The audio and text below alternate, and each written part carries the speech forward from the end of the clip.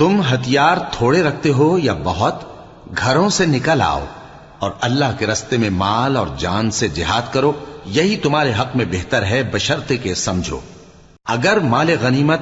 آسانی سے حاصل ہونے والا اور سفر بھی ہلکا ہوتا تو یہ تمہارے ساتھ شوق سے چل دیتے، لیکن مسافت ان کو دور دراز نظر آئی تو عذر کریں گے اور اللہ کی قسمیں کھائیں گے کہ اگر ہم طاقت رکھتے تو آپ کے ساتھ ضرور نکل پڑتے۔ یہ اس طرح اپنے آپ کو ہلاک کر رہے ہیں اور اللہ جانتا ہے کہ یہ جھوٹے ہیں۔ اللہ تمہیں معاف کرے، تم نے پیشتر اس کے کہ تم پر وہ لوگ بھی ظاہر ہو جاتے جو سچے ہیں اور وہ بھی تمہیں معلوم ہو جاتے جو جھوٹے ہیں، ان کو اجازت کیوں دی؟